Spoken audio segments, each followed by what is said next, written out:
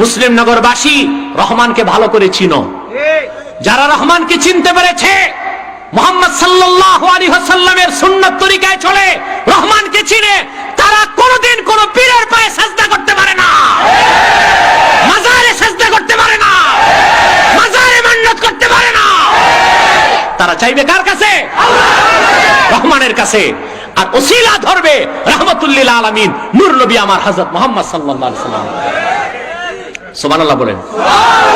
রহমানকে চিনে নেন। রহমানকে না চিনার কারণে আপনারা পীরকে যে নাউজুবিল্লাহ খোদার মতো সাজদা করেন, মাজারে সাজদা করেন, পীরকে সাজদা করেন, এই সব হচ্ছে শিরকুম বিল্লাহিল আযীম।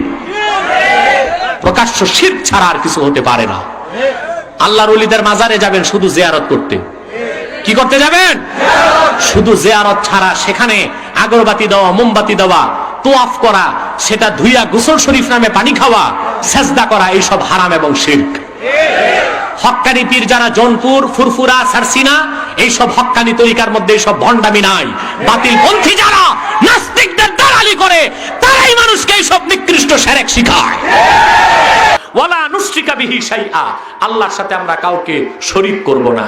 কোন পীর, কোন মাজার, কোন বাজার, কোন পাথর, কোন সৌধ, কোন মিনার, কোন প্রতিমা, কোন ভাস্কর্য, কোন ব্যক্তি বা বস্তুর সাথে আমার আল্লাহ রাব্বুল আলামিনকে শরীক করা যাবে না।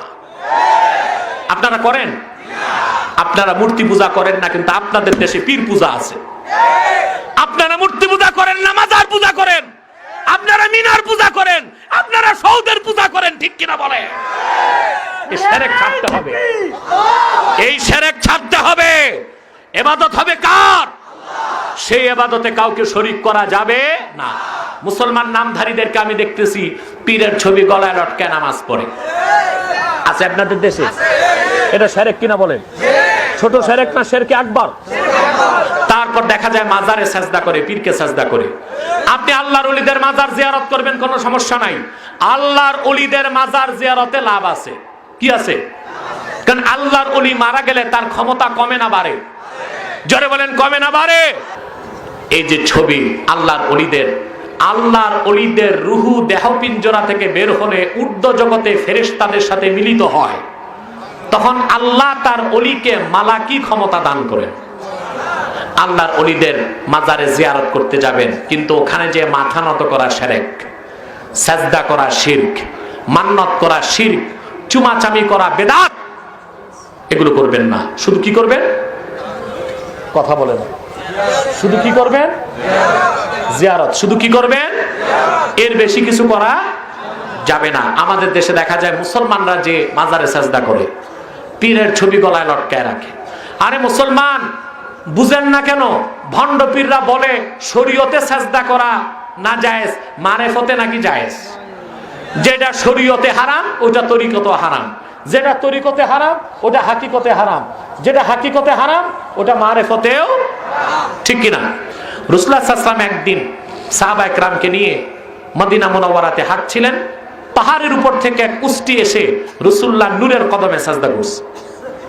উষ্ট্রি বুঝেন না? উষ্ট্রি মহিলা উট। সাহাবা একরাম বললেন, ইয়া রাসূলুল্লাহ, ইয়া হাবিবাল্লাহ, পাহাড়ের একটি উষ্ট্রি আপনার কদমে সাজদা করে জীবনটা ধন্য করেছে। আপনি যদি অনুমতি দেন, আমরা একটু আপনার কদমে সাজদা করতে চাই। রাসূলুল্লাহ বললেন, সাহাবীরা, আমার পরিপূর্ণ দ্বীন ইসলাম, আমার শরীয়তের মধ্যে আল্লাহ ছাড়া অন্য কাউকে সাজদা করার কোনো অনুমতি নাই। শোনো সাহাবীরা, লাউ আমারতু আহাদান আইয়াসজুদা লি আহাদিন লা আমারতুল মারআতা আন তাসজুদা লি যাওজিহা। যদি আমি আমার শরীয়তে আল্লাহ ছাড়া কাউকে সাজদার অনুমতি দিতাম, আমি আমার উম্মতের নারীদের উপর ফরজ করে দিতাম তারা যেন নিজ নিজ স্বামীর পায়ে সাজদা করে। রাসূল অনুমতি দিয়েছেন? দেন নাই। কেন দেন নাই? আল্লাহ ছাড়া কাউকে সাজদার অনুমতি নাই।